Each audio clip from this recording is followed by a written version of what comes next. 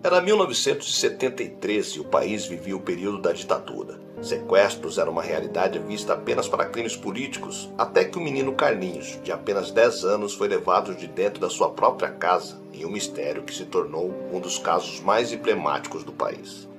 Em um crime que comoveu o Rio há mais de 50 anos, o bandido invadiu a residência da família e exigiu a criança menor que estivera em casa, e o menino jamais foi visto de novo.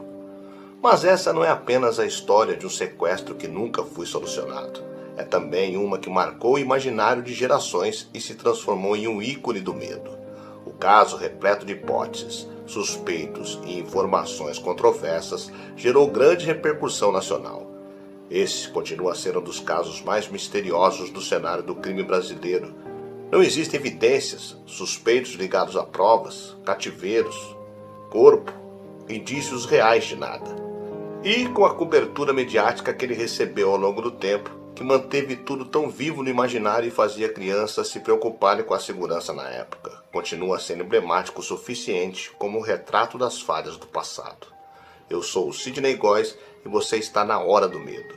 Se inscreva no canal, deixe seu like, vem comigo que no caminho eu te explico.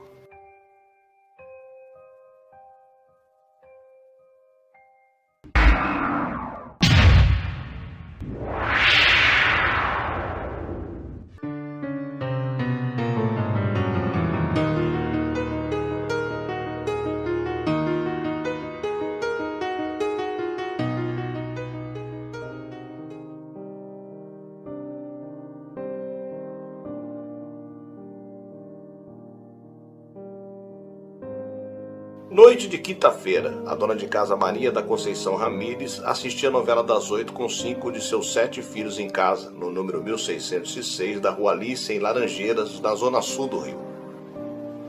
Seu marido, o pequeno empresário João Costa Ramires, havia saído de carro com as 2 crianças mais novas. Segundos depois de uma queda de luz deixar a sala totalmente às escuras, um homem armado entrou e, com o seu rosto coberto por um pano, disfarçou a voz ao exigir que era a criança menor que estiver na casa.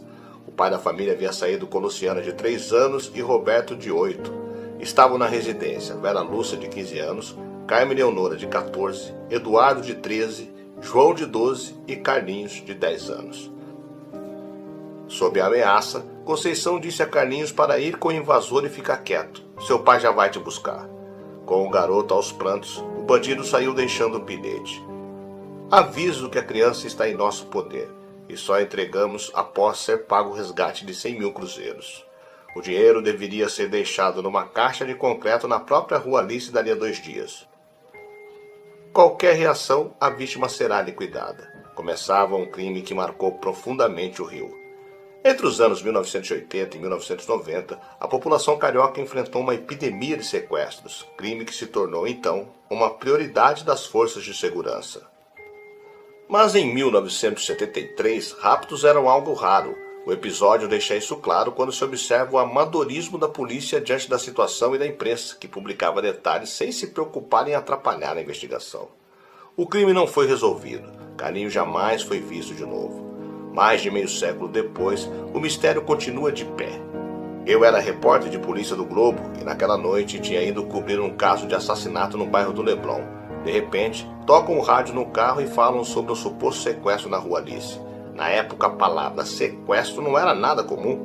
Mudamos de rumo na mesma hora, lembrou o jornalista Gils Rebelo numa entrevista publicada pelo Globo em 2015. Na parede da sala havia 2 pôsteres, um com a imagem de todos os filhos juntos e o outro somente com Carlinhos.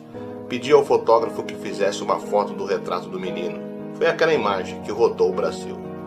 Segundo a reportagem do jornal publicada no dia seguinte, o sequestro parecia um erro de avaliação, já que a família de Carlinhos não era rica.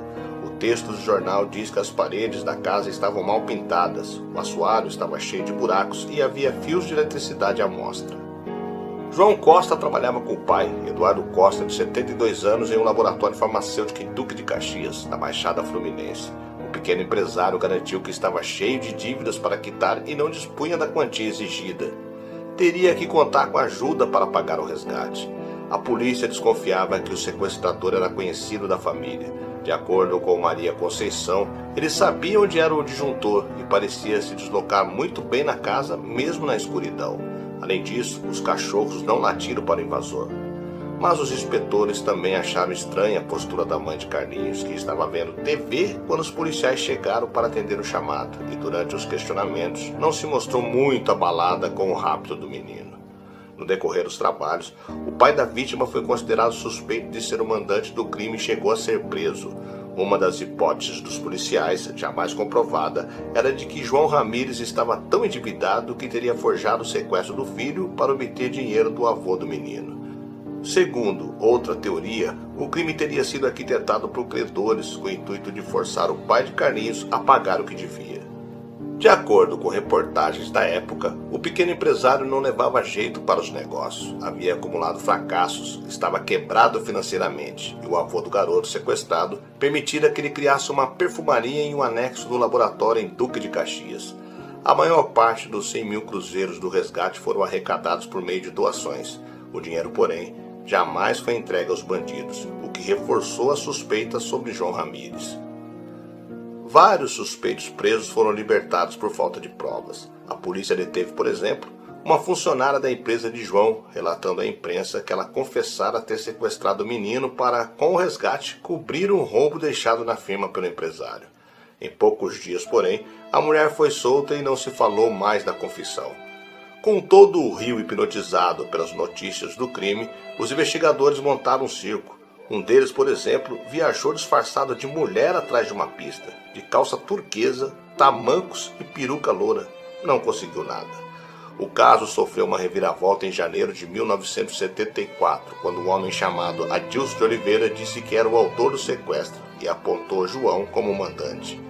O pai de Carlinhos chegou a ficar atrás das grades, mas no dia seguinte foi beneficiado por um habeas corpus. Não havia provas contra ele e em pouco tempo ficou evidente que a confissão era falsa. O inquérito ficou parado até ser retomado 4 anos depois, com base nas informações de um detetive particular que também apontava João Ramírez como mandante. Nessa época, exames grafotécnicos mostraram que a letra do bilhete era de Silvio Pereira, que trabalhava na empresa do pai de Carlinhos. Além disso, veio à tona a informação de que a adolescente Vera Lúcia reconheceu Silvio no momento do sequestro, mas João a ignorou. O funcionário chegou a ser condenado a 13 anos e 8 meses de reclusão. Silvio recorreu e, no segundo julgamento, foi absolvido por falta de provas. O crime abalou o casamento dos pais de Carlinhos, que se separaram 1 ano depois do sumiço do menino. Conceição sempre se perguntou por que os cachorros não latiram quando o invasor apareceu e como o bandido pôde andar no escuro pela casa sem esbarrar em nada. A desconfiança dela ainda estava de pé em 2015, quando o Globo a entrevistou pela última vez. Sempre achei que meu marido estava por trás, mas a polícia não quis me ouvir porque ele dizia que eu era doente mental. Tenho fé que Deus vai me revelar o que houve com Carlinhos, disse ela, na época, aos 77 anos de idade. Desde 1973, mais de 10 homens já se apresentaram à Conceição dizendo que eram seu filho. Apesar de exames de DNA já terem sepultado qualquer esperança da família, provando que nenhum deles era o menino, a mulher continuava a receber a visita de um dos supostos Carlinhos. E numa lógica que só pode entender quem experimentou a dor de não saber sequer se o filho está vivo ou morto, ela explica. Ele acha que é meu filho, sei que não é, mas entendo a dor dele. Ele não conheceu os pais, imagino os traumas que sofreu. Se puder aliviá-los, fico feliz. Quem sabe alguém também ajudou meu Carlinhos. João Melo da Costa faleceu em 2022 aos 99 anos, levando consigo os segredos e as marcas desse doloroso capítulo da história nacional. O único fato concreto, até então, é que o paradeiro de Carlinhos jamais foi encontrado pelas autoridades.